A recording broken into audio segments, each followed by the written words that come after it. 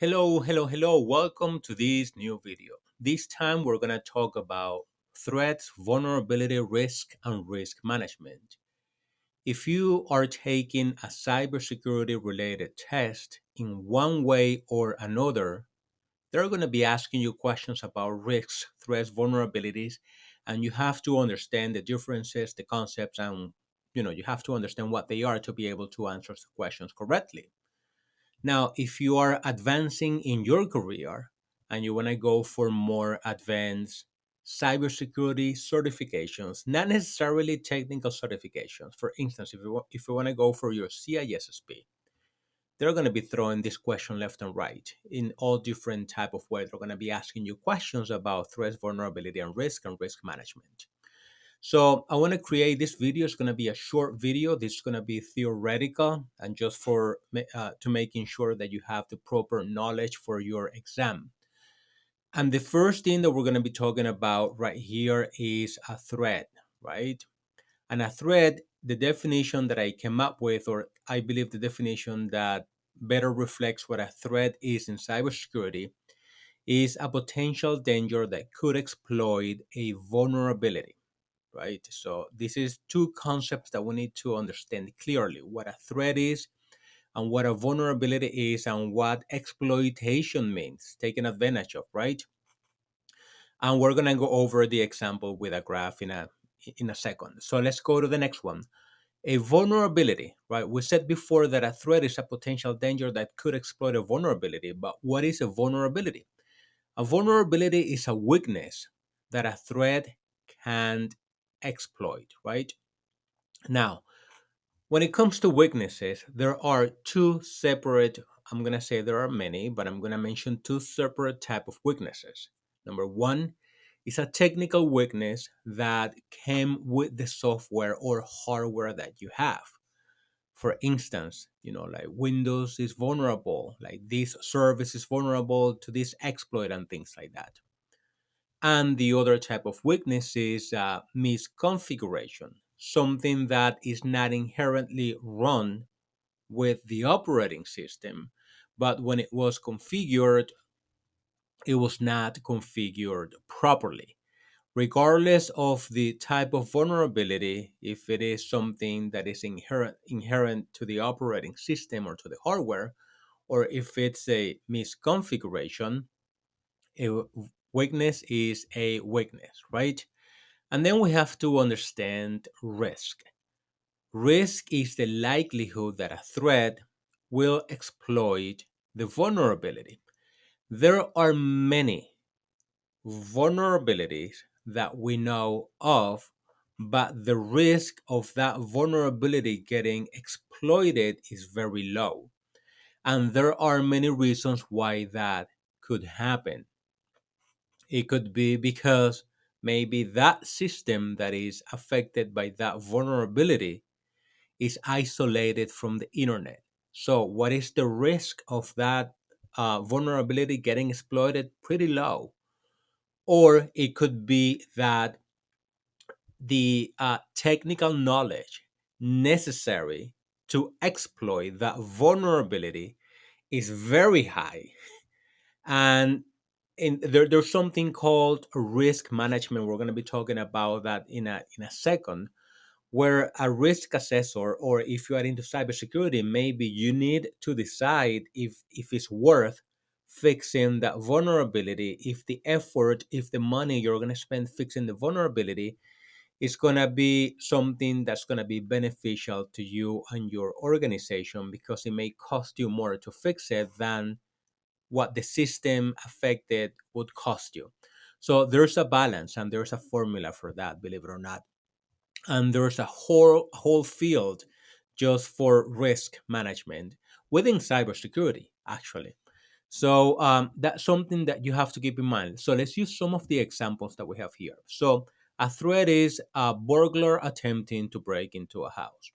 There are many burglars are there, right? You know, if you live in a happy place, maybe there's one or two, who knows? If you live in a bad place, well, there are way more. So how's that going to happen? Well, the vulnerability could be an unlocked door or a weak window lock. that could be a vulnerability, right? So, in the example that I gave before, some misconfiguration could be an unlocked door. Like it's not the fault of the lock that it wasn't used properly, but it could happen. Or it could be, like a weak window lock, or somebody came up with a way to open garage doors that don't belong to them, right? So it happens. So that's the vulnerability. So what is the risk? The chance of your house being broken into because of the door is unlocked. So that's what you have to keep in mind when it comes to risk. The chance of, right? That is a good combination of words, because let's say, hypothetically speaking, that your house is next to or across the police department. The chances of your house being broken into are less than a house that is far from a police department that has the same vulnerabilities. So those are the things that you have to understand when you're ready to take the exam. Now, let's talk about risk strategies, or what some people call risk management.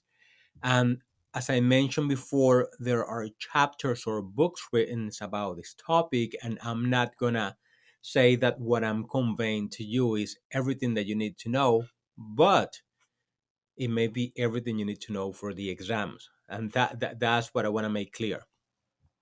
So let's talk about the risk strategies. And we have, so once you identify the risk, you can do certain things with it. What are you going to do with the risk? You can mitigate the risk, make sure that you understand that for your test, which is reducing the likelihood of the impact of the risk. How do you reduce it, right? Implement controls to safeguard the in this case, the house, the property. In our example, where the risk was, let's go back here. In the example that we had before, that the risk was the chance of the household being broken into. One of the mitigation strategies that you could have, depending on where you live, you could have some dogs in your house, like to scare people away from trying to break into, right? So there are many things. I'm just trying to come up with examples that are going to make sense. So the impact on the risk is that the risk is going to remain the same. So you are not um, eliminating, but you are mitigating it, right? So okay, so these are an example that we have here: installing stronger locks or security alarms to deter burglars. The other strategy that you can use is avoid. If you can get to this thing, good for you, but sometimes it's not always achievable depending on what's happening, right? And avoiding is eliminate the risk entirely by stopping the activity that causes it. For instance, if you know that Windows computers have a vulnerability that has a high level of being exploited, if you want to avoid the risk, you go with another operating system. You install Linux or you install Mac, right? That's just to give you an example. So, and again, as I mentioned before, that may not be something that you can do. And the actions that you can take, change plans or scope to remove the threat source. Of course, that's going to be something that you're going to do. And this is a good concept to know for the exams. The risks is zero out, meaning you are completely taking out the vulnerability by avoiding the risk. You can also transfer the risk, shift the financial responsibility of the risk to a third party. There are many different ways that you could do that. You could buy cyber insurance. That's a way of transferring the risk. If something happens, you're not paying for that. Obviously, I'm talking in general terms. You're paying cyber insurance. There's a whole process that needs to take place, but you understand the concept, right? You purchase insurance from or a form of contract agreement.